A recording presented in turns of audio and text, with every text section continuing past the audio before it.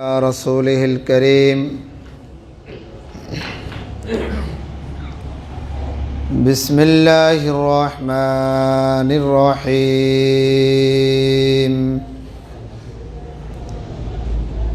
ربنا إنا أطعنا سادتنا وكبراءنا فأضلونا السبيلا ربنا آتهم ضعفين من العذاب والعنهم لعنا كبيرا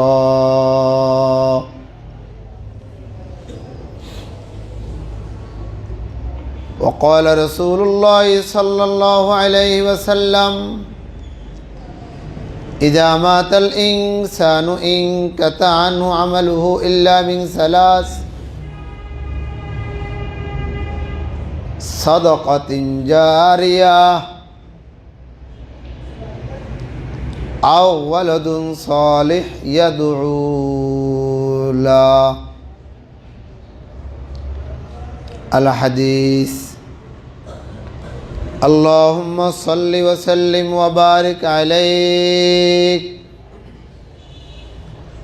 ونستغفرك ونتوب إليك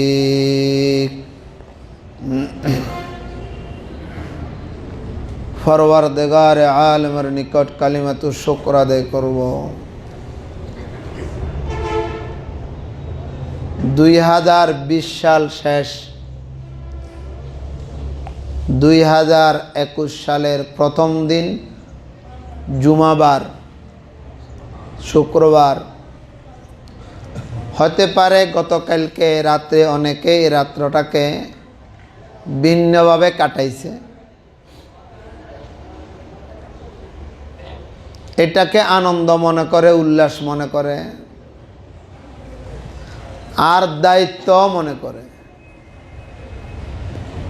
একথা মনে করল না যে একটা বছর শেষ হয়ে গেল।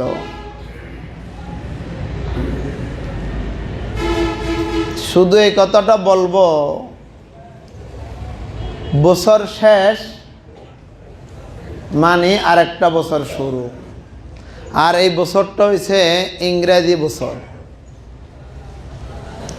আর ইংরেজি বছর শুরু হয়েছে সেই সাইয়্যিদানা ঈসা আলাইহিস সালাতু ওয়াস সালামের ওই ঐতিহাসিক ঘটনা থেকে। তৎকালীন যারা ঈসা বিরোধী ছিল 12 জন ব্যক্তি হযরত ঈসা আলাইহিস সালাতু ওয়াস সালামকে একটা ঘরে আবদ্ধ করেছে। এটা জবে করবে আর ফাঁসি দিবে। যাক, তারা তাদের পরিকল্পনায় পরাজিত হয়েছে। মালিক বলে ওয়ামা কতলুহু ওয়ামা সালাবুহু, ঈসা কতল হয় নাই, ওয়ামা সালাবুহু, ঈসা ফাঁসিতেও ঝুলে নাই। তো কি হয়েছে? তারা একটা দোকায় পড়ছে। আল্লাহ কয় সুব্বি আলাহুম, তারা মনে করছিল সব করছে, কিছু হয় নাই। এই একটা চ্যান নিয়ে আসো, হাদি সাহেবকে দাও।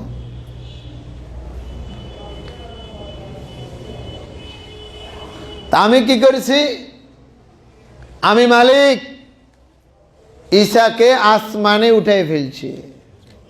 সুবহানাল্লাহ কানামে বার রাফাহুল্লাহ, ঈসাকে আসমানে উঠেছে কে? আল্লাহ। তারা মনে করেছিল জবে করেছে, জবে করি ফাঁসিতে দিছে। জবে করি ফাঁসি দিয়া হলুদ রঙের পানিতে গোসল করছে, যেখান থেকে গায়ে হলুদের অনুষ্ঠান শুরু। আজকে যাদের মা বোনদের বিবাহে গায়ে হলুদ হয়, মেয়ের বিবাহে গায়ে হলুদ হয়, মনে করতে হবে সে ঈসাকে জবে করার পক্ষে ঈসাকে ফাঁসি দেবার পক্ষে, নাউযুবিল্লাহ। ওই দিন থেকে গায়ে হলুদের অনুষ্ঠান শুরু। এই গায়ে হলুদের অনুষ্ঠান এর ইতিহাস। যারা বিবাহ করেছেন, পুরানরা নতুনরা তো গায়ে হলুদ করেছেন, আপনিও করেছেন, আপনার স্ত্রীরও গায়ে হলুদ হয়েছে, মেয়েও বিবাহ করে দিছেন, ছেলেও বিবাহ করেছেন, গায়ে হলুদের অনুষ্ঠান হয়েছে। ইতিহাস হইল এই ইতিহাস। যাক, আল্লাহ হযরতে ঈসাকে সশরীরে আসমানে নিয়ে গেছে। এখনো ঈসা আলাইহিস সালাতু ওয়াস সালামের স্বাভাবিক মৃত্যু যেভাবে মানুষের হয়, এটা হয় নাই। আবার উম্মত হইয়া, বলেন না, আবার উম্মত হইয়া, আমাদের নবীর উম্মত হইয়া দুনিয়াতে আসবে। হ্যাঁ, আসার পরে দুনিয়াতে থাকবে, তারপরে যাইয়া ঈসা আলাইহিস সালামের স্বাভাবিক মৃত্যু হবে। আর ঈসা আলাইহিস সালামের কবর হবে রাসূলুল্লাহ সাল্লাল্লাহু আলাইহি সাল্লামের কবরের পাশে, যে একটা কবরের জায়গা খালি আছে মদিনায় নবীর রওজার সাথে, ওখানে হযরত ঈসার কবর হবে। সুবহানাল্লাহ। এটা হইল ইতিহাস। আসেন, যেই দিন হযরতে ঈসা আলাইহিস সালাতু ওয়াস সালামকে আসমানে উঠাই নিয়ে গেছে, ওই দিন থেকে ইংরেজি মাস গণনা শুরু। বলেন, ওই দিন থেকে ইংরেজি মাস গণনা শুরু। তাহলে বুঝেন, আজকে 2021 সালের 1 তারিখ হযরত ঈসা আলাইহিস সালামকে আসমানে উঠাই নিছে। অতদিন 2020 বছর একদিন হযরত ঈসাকে কোথায় উঠে নিছে? আসমানে উঠে নিছে। ইংরেজি মাস, ইংরেজি বছর ওই দিন থেকে শুরু, আরবি বছর হিজরি থেকে শুরু। এটা বলা হয়েছে বা হবে। বছর তো চলে গেল, আমি রাত্রটাকে বড় খারাপ অবস্থায় কাটাইছি, অনেকেই ভালো অবস্থায়ও কাটাইছে। যদি জুমার রাত্রে ছিল, আপনাদের মতো ভাইয়েরা তো ভালো অবস্থায় কাটাইছে। হতে পারে আমার মতো ব্যক্তিরা খারাপ অবস্থা কাটাইছে। আল্লাহ সবাইকে বুঝার তৌফিক দান করো। আজকে যেহেতু বছর শুরু, এই প্রসঙ্গে কিছু কথাও আছে। মাদারেস ও মাসাজিদ, স্কুল কলেজ, সরকারি প্রতিষ্ঠানগুলার সম্পর্ক জানুয়ারির সাথে। কার সাথে? মাদারেসে দ্বীনিয়া অর্থাৎ মাদারেসে কওমিয়ার সম্পর্ক হইল আরবি মাসের সাথে। কার সাথে? আরবি মাসের সাথে। বছর শুরু হিসাবে তো কিছু দায়িত্ব কথা বলা। মনে রাখবেন, আল্লাহ পাক রব্বুল আলামিন দুনিয়াতে হাজারো নেয়ামত দিছে আপনাকে, হাজারো নেয়ামত। তোর মধ্যে উল্লেখযোগ্য 3টি নেয়ামত বড় নেয়ামত। বলেন, কয়টি নেয়ামত বড় নেয়ামত? 3টি নেয়ামত উল্লেখযোগ্য বড় নেয়ামত। এই 3টি নেয়ামতের কথা বলে কথা শেষ করব। নাম্বার 1, যে নেয়ামতটা বড় সেটা হয়েছে ঈমানের নেয়ামত। বলেন, কিসের নেয়ামত? বলেন।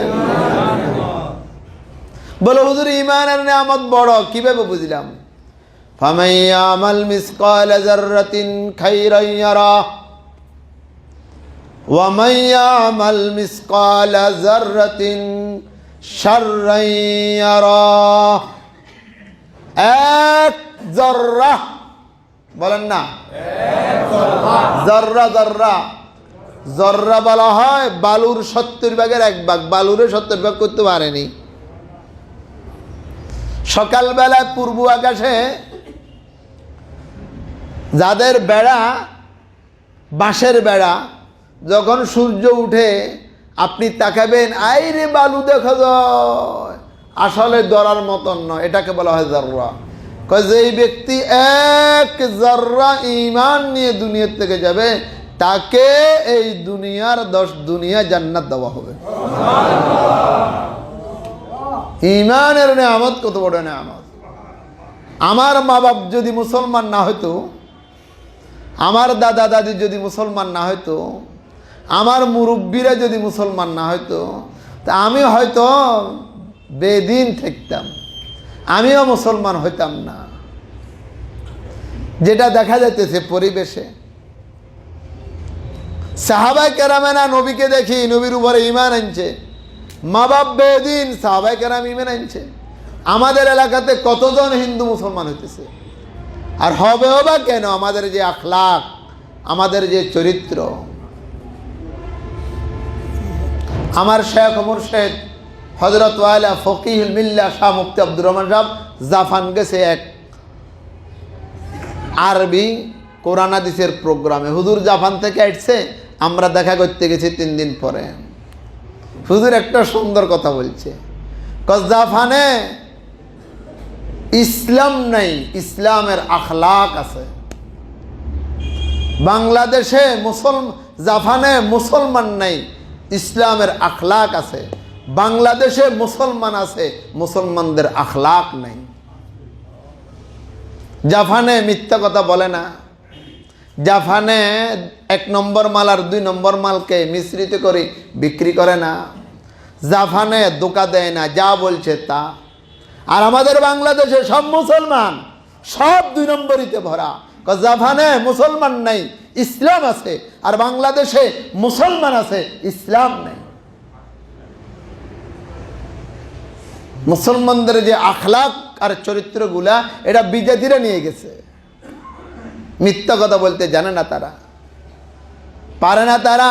2 নম্বরই করতে, মালে 2 নম্বর করে বিক্রি করতে তারা জানে না। অমুসলিম সুদ ঘুষ বুঝে না তারা। বিচার তো বিচার, আবার টাকা দিলে পরিবর্তন হবে না, এটা জানে না তারা। বলেন দেখি কয়টি নিয়ামত বড় নিয়ামত? বলেন। 1 নম্বর নিয়ামত ঈমানের নিয়ামত।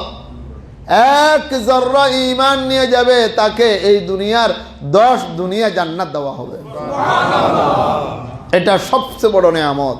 সারা জীবন, বলেন না, সারা জীবন যদি সেজদা পড়ে থাকে কোনো ব্যক্তি যদি সারা জীবন সেজদা পড়ে থাকে, শুধু ঈমানের কারণে, ঈমানের হক আদায় হবে না। এই ছোটরা জমাতে না হম, মুতাফাররিকা দোতলায় চলে যাও, মেহমানদেরকে জায়গা দাও, জলদি করো। কয়টি নিয়ামত বড় নিয়ামত? 3টি নিয়ামত বড় নিয়ামত। নম্বর 2, বলেন আমার সাথে, বলেন নম্বর 2। ওই নিয়ামত যার সামনে খালি জায়গা নিজে পূরণ করেন, বলতে জানা না হয়। নম্বর 2, আমার সাথে বলেন নম্বর 2, ওই জ্ঞান, বলেন ওই বুদ্ধি, ওই বিবেক, ওই আকল, যেই জ্ঞান বুদ্ধি মানুষকে গন্তব্যস্থান ছিনায়। কি ছিনায়? গন্তব্যস্থান ছিনায়। আর যদি সে ব্যক্তি গন্তব্যস্থান না চিনে, তাকে মানুষ পাগল বলে। বলেন তাকে মানুষ কি বলে? পাগল বলে। যেমন একটা পাগল সকালবেলার থেকে হাঁটা আরম্ভ করেছে, সারাদিন হাঁটে, তার হাঁটা কি হয় না? শেষ হয় না। যেহেতু তার গন্তব্যস্থান নেই, তো সে কোথায় যাবে এটা জানে না, তার হাঁটাই শেষ হয় না। আর আপনি পাগল ন, আপনি রওনা দিয়েছেন দাগনমইয়া আশরাফুল মাদার জুমা পড়ছেন, আপনার হাঁটা শেষ। জুমার নামাজের পরে রওনা দিবেন, আপনি বাসায় যাবেন, আপনার হাঁটা শেষ। যে ব্যক্তি পাগল, এ ব্যক্তির গন্তব্যস্থান নাই, এই জন্য ওই ব্যক্তির হাঁটা শেষ হয় না।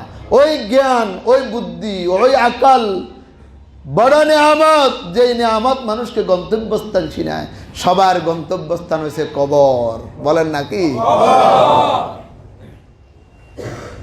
আস্তিক হোক আর নাস্তিক হোক, নামাজি হোক আর বেনামাজি হোক, সবাই কোন দিকে রওনা দিছে? বলেন সবাই কোন দিকে? সবাই কোন দিকে? সবাই একদিকে রওনা দিছে, সেটা হলো কবর। কে বলতে পারবে না আমি কবরের দিকে যাব না? হ্যাঁ, ওই জ্ঞান বুদ্ধি, যে জ্ঞান বুদ্ধি চুরি করি, কেমনে ভোট চুরি করবে, ওই জ্ঞান বুদ্ধি কেমনে মানুষের আইল কেটবে, কেমনে মানুষের মাথায় বাড়ি দিয়ে জায়গা জমিন দখল করবে, কেমনে 2 নম্বরই করবে, এগুলা জ্ঞান না, এগুলো হচ্ছে ফাইজলামিয়ার শয়তানি। ওইটাকেই জ্ঞান বলা হয়, যে জ্ঞান তাকে গন্তব্যস্থান ছিনায়। কি ছিনায়? ইয়াউমা লা ইয়ানফাউ মালুন ওয়ালা বানুন ইল্লা মান আতাল্লাহা বিকলবিন সালিম। যেই দিন তোমার সন্তান কাজে আসবে না, যেই দিন তোমার ধনসম্পদ কাজে আসবে না, আসবে না কোনো সুপারিশ, ইল্লা মান আতাল্লাহ বিকলবিন সালিম। কলবে সালিম ওই কলবকে বলা হয় যার জ্ঞান বুদ্ধি তাকে মালিক চিনায়। মালিক চিনেলে কবর চিনেবে, কবর চিনেলে সে ব্যক্তি সর্বপ্রকারের গুনার থেকে বাঁচবে। সে যদি নেক কাজ করবে, গুনার কাজ করবে না। কয়টা নেয়ামত বড় নেয়ামত বলেন? তিনটা নেয়ামত বড় নেয়ামত। এক নম্বর হচ্ছে ঈমানের নেয়ামত। বলেন এক নম্বর কিসের নেয়ামত? ঈমানের নেয়ামত, বড় নেয়ামত। নাম্বার দুই ওই কলব, ওই বুদ্ধি, ওই আকল যেটা মানুষকে কবরমুখী করে। কি মুখী করে? মালিকমুখী করে। নাম্বার তিন যে নেয়ামতটা বড় নেয়ামত সেটা হলো ওই সন্তান, যেই সন্তান আমি দুনিয়ার থেকে চলে যাবার পরেও কাজে আসবে। ওর কথা কয় না রে? বলেন না কি কি সন্তান? না কোন সন্তানে বাঘ আছে, বাঘ আছে। ওর কথা কয় না, কি আছে? বাঘ আছে। ওই সন্তান, যেই সন্তান আমি দুনিয়ার থেকে চলে গেল কি আসে? ইযা মাতাল ইনসানু ইনকাতা আনহু আমালুহু ইল্লা মিন সালাস। মানুষ যখন মারা যায় তার নামায় আমল ক্লোজ হইয়া যায়, বন্ধ হইয়া যায়। তবে তিনটা নামায় আমল জারি থাকে। তার মধ্যে একটা হচ্ছে ওয়ালাদুন সালেহ, নেককার সন্তান। যে নেককার সন্তানে জুমার দিন যাইয়া কবরস্থানে বাপের মার কবরের সামনে যাইয়া বলে রব্বির হামহুমা কামা রব্বায়ানি সগীরা। যে সন্তান কবরস্থানে যাইয়া তিনবার সূরা ইখলাস পড়ে। কালকে মাহফিল থেকে আসছি অনেক রাত্র, প্রায় রাতের 11:30 12টা। এই ঘুম থেকে উঠি শুধু বাড়িতে গেছি কবরটা জিয়ারত করতে। শুধু কাজ কি? কবর জিয়ারত করতে। প্রত্যেক জুমার দিন আল্লাহর সকাল বাড়ির যাই কবর জিয়ারত করতে। ব্যাস কবরটা জিয়ারত করি। অনেক সময় ঘরের দিকেও যাই না, আবার কবরস্থান থেকে ফিরে চলে আসি। গত সপ্তাহ এর কবর জিয়ারত করি ফিরে চলে এসেছি। আর সময় ছিল না, অন্য কাজ ছিল। আজকে মাদ্রাসার কাজ চলতেছে, একটু দোতলা উঠলাম। দোতলা উঠে একটু দেখলাম অবস্থাকে। ওই সন্তান তোমার নেয়ামত, যেই সন্তান তোমার কাজে আসবে। বলেন না কি আসবে? আল্লাহ পাক বলে রব্বানা ইন্না আতানা সাদাতানা ওয়া কুবরানা ফাযাল্লুনা সাবিলা রব্বানা আতিহিম যায়ফাইন মিনাল আযাবি ওয়ালআনহুম লানান কাবীরা। সন্তান কিয়ামতের ময়দানে আপনার বিরুদ্ধে আল্লাহর কাছে বিচার দায়ের করবে। কি? রব্বানা, ওগো মালিক। আরে কথা বলেন না, ওগো রব্বানা, ওগো মালিক, আতানা সাদাতানা। এখন একটু জায়গা দেন, ও ভাইদেরকে ভিতরে বসতে। এই ছাত্ররা হাফতো মাসতম উপরে চলে যাও, গুরু জলদি করো।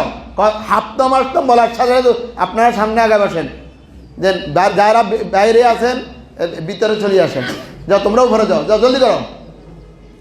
রব্বানা ইন্না আতানা সাদা। এই বাইরের ভিতরে আসেন, কথা বুঝে না।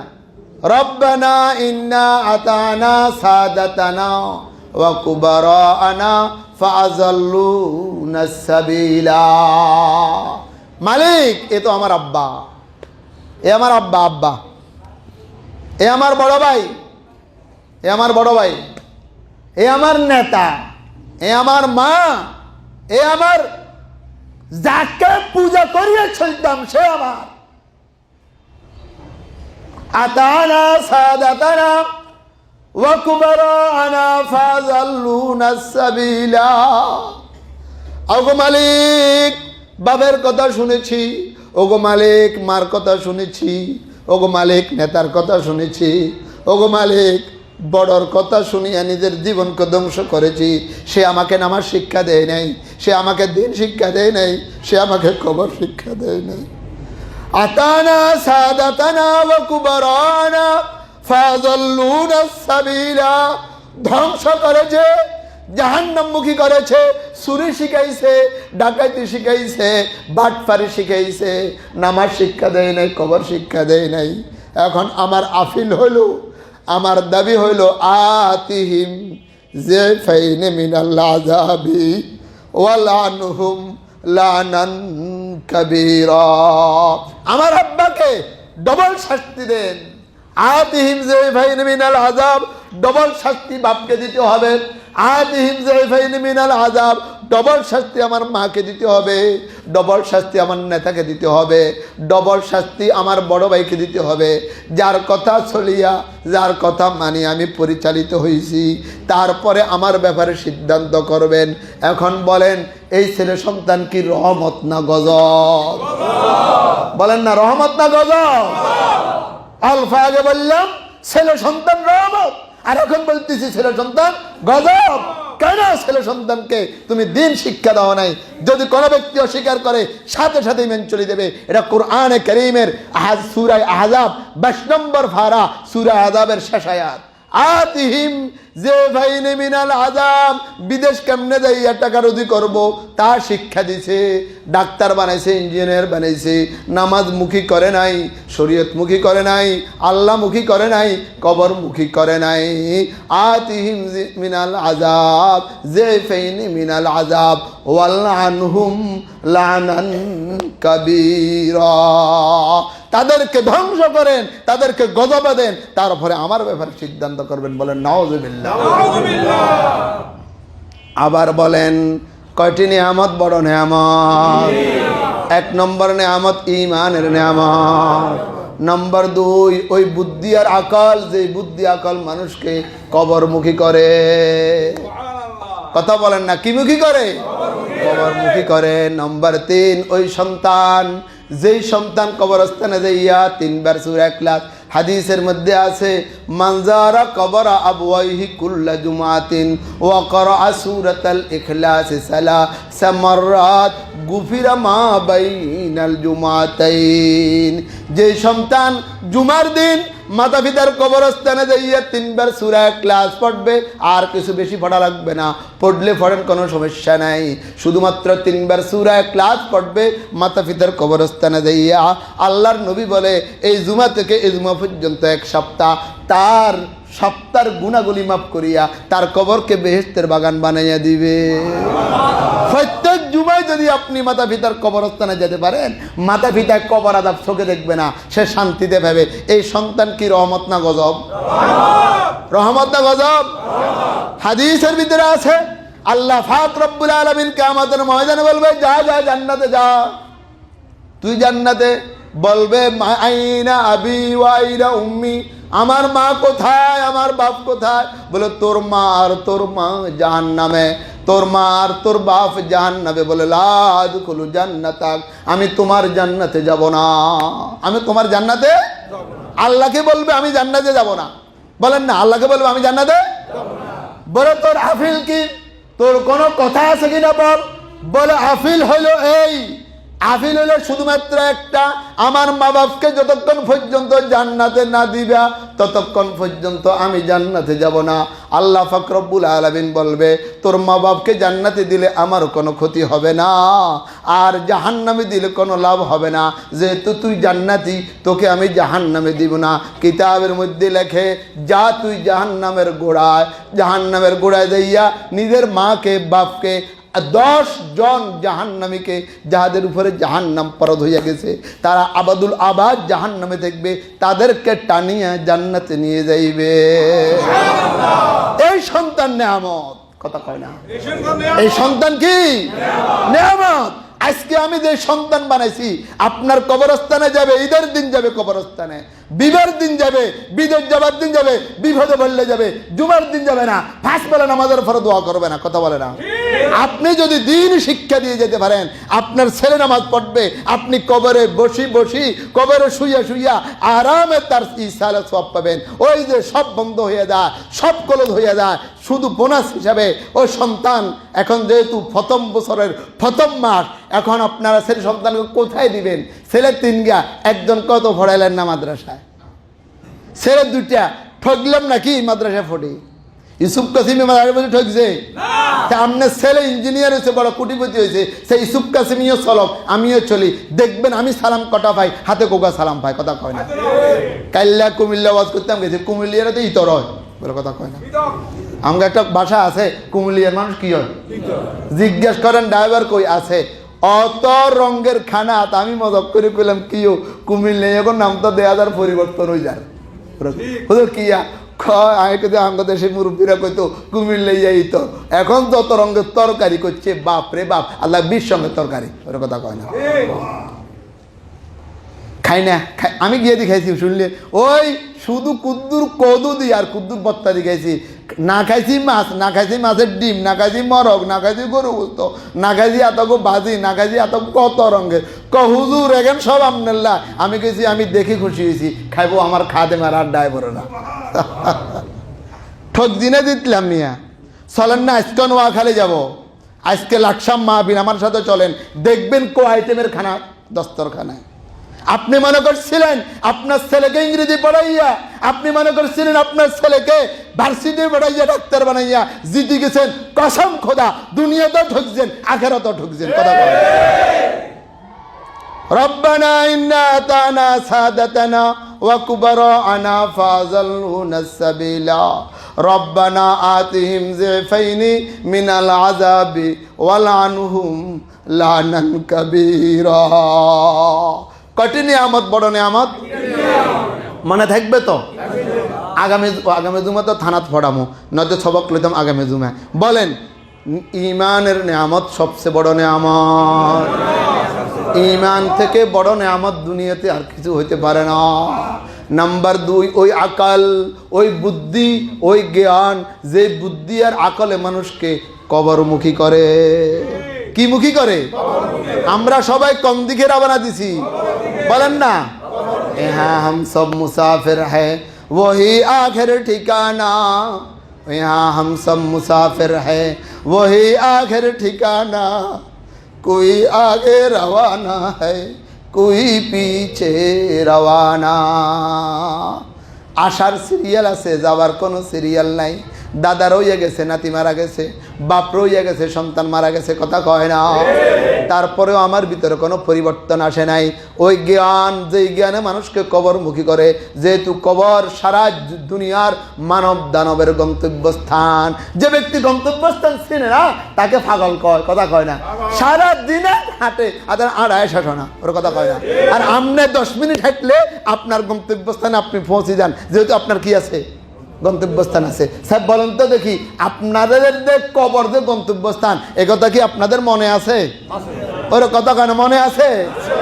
ইমাম গাজালি রহমতুল্লাহ আলাইহি বলে মিথ্যুক ওই ব্যক্তি, যে ব্যক্তি বলে আমি কবরে যাবো, আবার দুনিয়ার পিছনে কুত্তার মতো ঘুরে, কথা কয় না। নামাজ পড়তে পারে না জামাতে, কেন? দোকানদারি, আর কথা কয় না। নামাজ পড়তে পারে না জামাতে, কেন? ব্যবসা।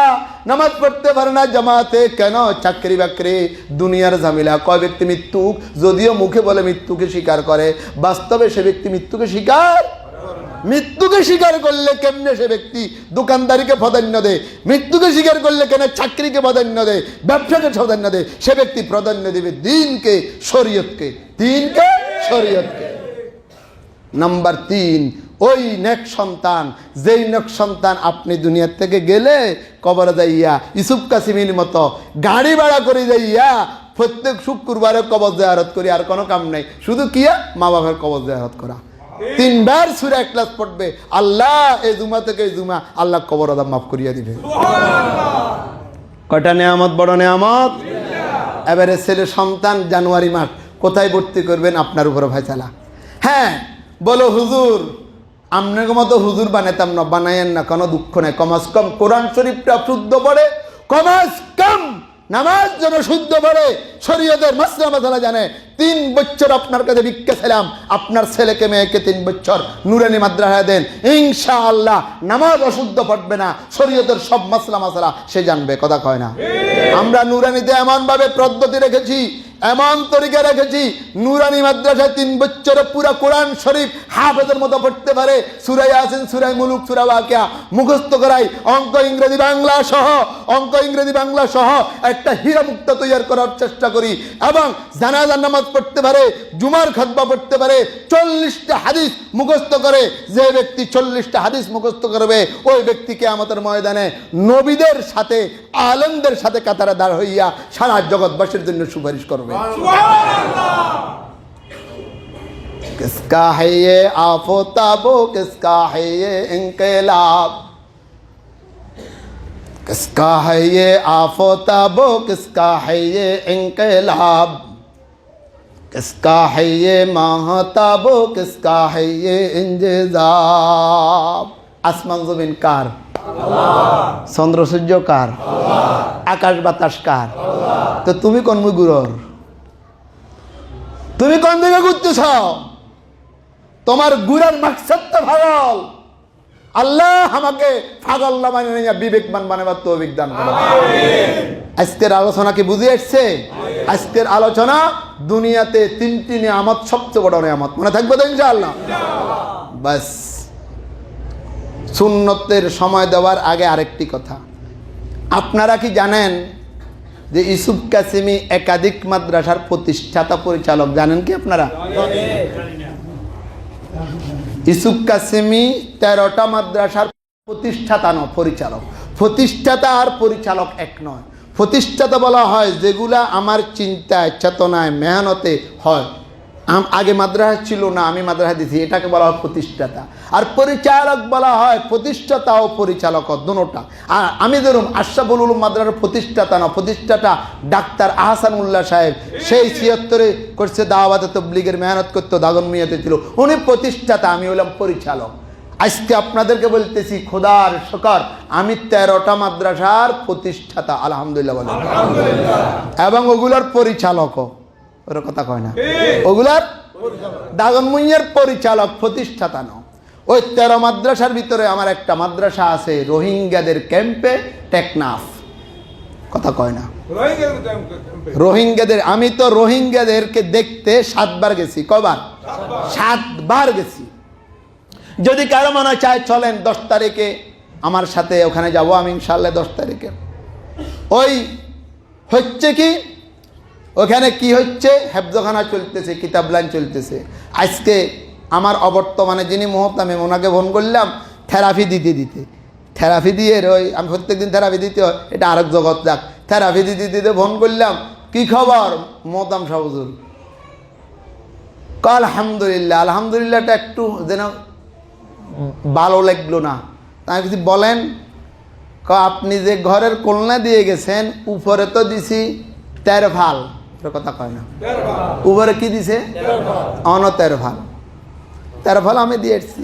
এখন চতুর্পাশে ওই প্লাস্টিক দিছি, বাতাসে ছেলেদের খুব কষ্ট হয়, যাহা বাসায় প্রকাশ করার মতন ন। ছেলেরা খুব কষ্ট পাইতেছে, রাত্রে অনেকে কাঁফে, ঘুমের থেকে উঠি যায়, এই অবস্থা। তো খানা দানোর কি অবস্থা? খানা 2 বেলা চলেন, এমনি কষ্ট করি। তো আমি মনে মনে ভাবলাম, ইউসুফ কাসেমি গাড়িতে চলে, অত সুন্দর বিল্ডিংয়ে থাকে, আমি মাদ্রাসার প্রতিষ্ঠাতা, কিয়ামতের ময়দানে যদি আল্লাহ জিজ্ঞেস করে, কিরে ইউসুফ কাসেমি, তুই প্রতিষ্ঠা করার কি দরকার ছিল টেকনাম যাইয়া রোহিঙ্গাদের মাদ্রাসা? আবার তারা কষ্ট পায়, হবে কি? তা আমি কেছি ঠিক আছে। আমি এই শুইয়া ডায়েরিটা লইলাম, দেখলাম যে 10 তারিখ ওই বিশ্বাস তোমার জন্য, 7 তারিখ, 8 তারিখ, 9 তারিখ, 10 তারিখ খালি দেখছি। ওই ওয়াজ তো খালি দেখছি, ওয়াজ লই না, অন্তবিশ্বাস তো হয়তো না। যাক, এটা আরেক বিষয়। তা আমি কইলাম আমি ঠিক আছে 10 তারিখে আসবো ইনশাআল্লাহ। এই কথাটা তাদেরকে বলছি। আজকে সকাল 10টা বাজে 10 তারিখে যাব। তো খেয়াল করছি রোহিঙ্গাদের জন্য কিছু নিয়ে যাব, অর্থাৎ কিছু পয়সা নিয়ে যাব, বা ওই যে প্লাস্টিক দিছে এটারে বেড়া দিমু, অথবা উপরে 3 দিমু। আবার 6 জন হাফেজ আছে, আলহামদুলিল্লাহ বলেন। গত বছরের আগের বছর হেফজ সবক দিয়ে এসেছি, 6 জন হাফেজ হয়েছে, হাফেজদেরকে ফাঁকডি দিমু। আমি কেছি মাহফিলের দরকার নাই, এলাকার লোকবা বলে আমাদের হুজুর আসবে। ওখানেও আমি কাসেমি লেখা আছে, প্রতিষ্ঠাতা মুফতি ইউসুফ কাসেমি, এই যে কাসিম হুজুর আসবে, সবাইকে বলবো, ভাগড়ি দিব, দোয়া হবে। 10 তারিখে যাবো, আপনাদেরকে জিনিসটা জানাইলাম। কথা কি বুঝাইতেন ভাবছি?